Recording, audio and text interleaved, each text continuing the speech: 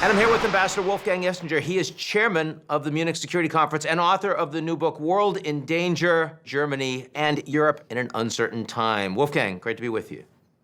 It's great to be with you, Ian. Let me start with the new administration. You were very quick to congratulate President-elect Biden, Vice President-elect Harris on their win. Even extended an invite to him to the Munich conference. I know he's attended for many decades now. To what extent do you think this will really reflect a change in the trust that the Europeans do and don't have for the United States? I think there is a wonderful, a positive opportunity waiting to be seized now because, of course, we have had a really regrettable loss of trust in the transatlantic cooperation. I cannot think of anyone better equipped because of his long-standing personal relationship with so many European leaders. I cannot think of anyone better equipped than your future president to try to repair the trust thing. So I think that's going to work very well. And I also believe that there are a number of what you would call low-hanging fruit. Just as one example, a return by the United States of America to the Paris climate deal and future joint enterprises in the climate arena. I think that's going to produce a sea change in the way Europeans look at America. And we will be so pleased if we're no longer being called a foe of America, but a partner. Maybe sometimes a difficult one, maybe sometimes not always an extremely pleasant one, but actually a good one. Is it fair to say that there's likely to be an actual honeymoon, a transatlantic honeymoon, for a period of time between the Americans and Europeans? I certainly believe so, but there's a big but.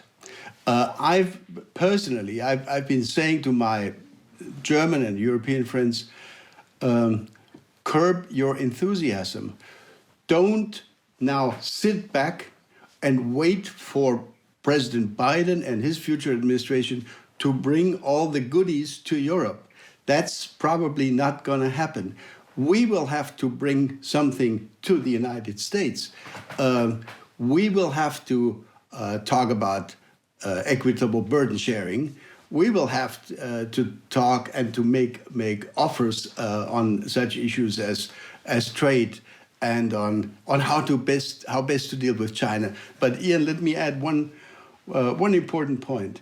For 5, 6, almost 7 decades, European decision makers had a good reason to believe that America was going to be present in Europe, was a European power.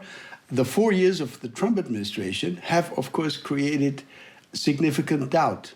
And this doubt is not going to go away completely because Europeans are not dumb. You know, they are now thinking, do we have a guarantee that 4 years from now, the American voter may not vote into office someone like Donald Trump again, and then we would be back to square one. In other words, there is an element of doubting the reliability of the American ally. And that's going to be really hard to repair for any administration. Did Trump do that much? I mean, he said a lot of things that were deeply antagonistic to the Europeans. And he moved some troops out of Germany, you know, he had some more forward deployments to Poland. The Russia sanctions are still kind of the Russia sanctions. How much of this is bark and no bite? Well, you know, politics and international relations, of course, is about money, it's about military cooperation, it's about guarantees, it's about trade. But it is also about symbols.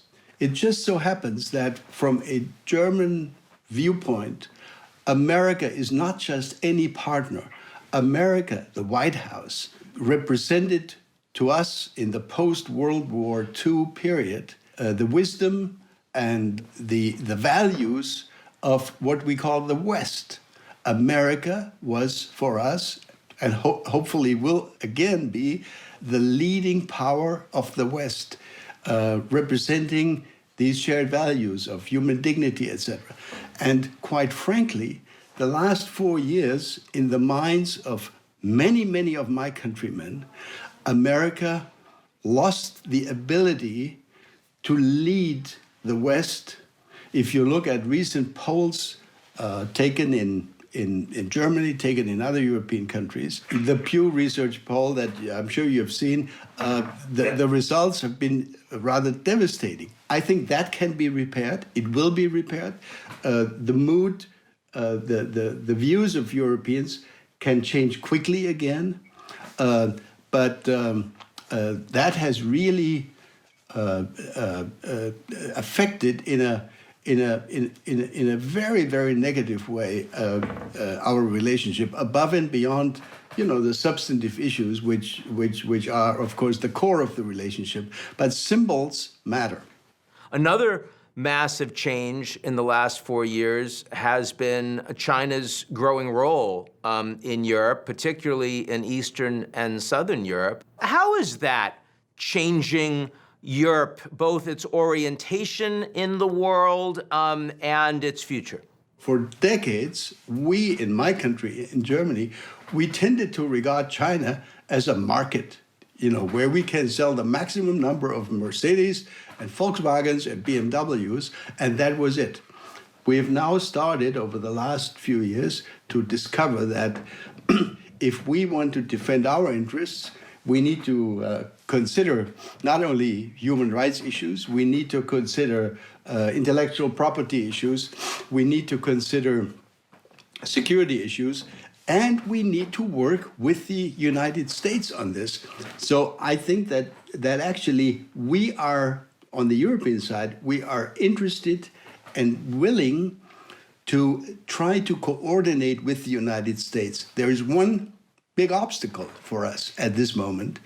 We don't yet really have something which deserves to be called a EU-China strategy. There is a French-China strategy. There is, to some extent, a German strategy on China, and maybe a British and Italian strategy on China.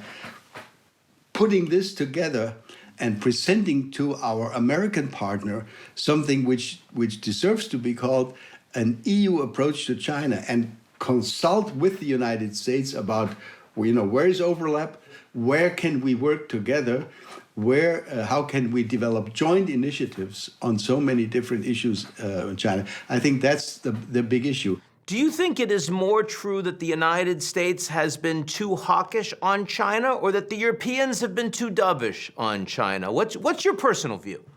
My personal view is that as far as China is concerned, I would actually give a few bonus points to the Trump administration, because by adopting this rather confrontational position on China, that sort of had the effect of a wake-up call in Europe.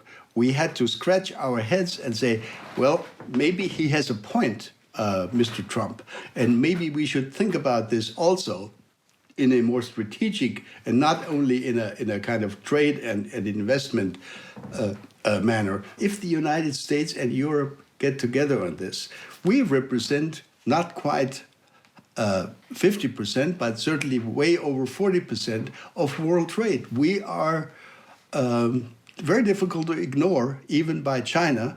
So I think this is the opportunity to have an impact in Beijing, and to make sure that the relationship can be one at what's the correct word, at eye level, where based on the principles of reciprocity. So in that sense, I think we have lots of work ahead, but I am not entirely pessimistic about the opportunity of turning the Chinese issue into a positive transatlantic agenda item.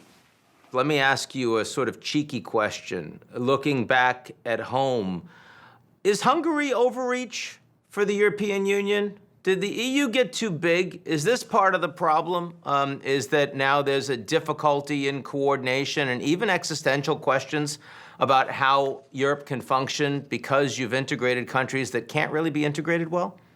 Look, when countries like Poland and Hungary and the Czech Republic, and then later on Romania, Bulgaria, the Baltic states, came to us, came to the United States, came to NATO in the early 1990s and said, we want to be part of your organization. We want to be part of the West. How could we have said no to that? So incorporating, inviting these countries, our direct neighbors, into NATO and certainly also into the EU was undoubtedly the right thing to do. And in those years, if you go back to the 1990s, these countries were totally, absolutely, totally Western. They wanted to be part of the West. What we have now seen over the last decade or so is a development in the United States with the Tea Party, with the developments in the Republican Party, with the victory 4 years ago by Donald Trump. We've seen Marine Le Pen in France. Even in Germany, we have a right-wing party which at times in certain parts of Germany, scored way above 10, 15, almost close to 20% of the vote. So the Hungarians and the Poles are not the only ones who have problems with populist movements, who even have populist parties that are now governing these countries. My point is a very simple one. I think that the values of the European Union and the idea of integration will prevail. And I think that Prime Minister Orban, for example, of Hungary, he's not going to be the Prime Minister of Hungary forever and ever and ever. There will be elections in Hungary. There will be change again in Poland at some point. So I am not in favor of kicking these countries, so to speak, in the butt and kicking them out of the European Union because they have a problem with certain principles of the rule of law or of the independence of the judicial system. I think we need to demonstrate a little bit of strategic patience. We need to put pressure on them. We need to demonstrate to the voters in Poland and Hungary that there is a better way, that there is a European way. So I'm not giving up hope. I'm actually quite optimistic that we will overcome this this crisis within the European Union. Remember, a few years ago, people were saying if the Brits leave the European Union, that will be the death knell. The death of the EU. It will. And indeed, you could argue it's been the opposite. Actually, the EU is, in terms of its governance and of its capabilities, of its financial reach, it's in better shape today than was the case 5, 10, or 15 years ago. We had what we call this so-called Hamiltonian moment in last summer, when the EU, as a consequence of the pandemic challenge, decided, after many, many years of very difficult debate, the EU decided that, yes, we have to allow the European Union to go into debt. And that is, of course, that opens a new chapter in the history of the integration of the European Union. So the EU is actually not in bad shape, in spite of Brexit, in spite of the challenges to the rule of law, etc., in a couple of member countries. Now, you could argue that in terms of pandemic response, the Europeans as a union have shown more strength and capacity to govern at an international level than anybody else. Yeah, but I'm still not happy. As we pour money into our own economies and societies in order to recover from the pandemic, we should not ignore the needs of the rest of the globe And that, again, is something where I would hope that with the incoming Biden administration, we would have a partner in Washington who understands that that all of us will only be safe if everyone is safe. The book is World in Danger, Germany and Europe in an Uncertain Time. Very handsome Wolfgang Ischinger on the cover. Always good to be with you, my friend. Look forward to seeing you soon. I hope in person. In the not too distant future. Thank you so much.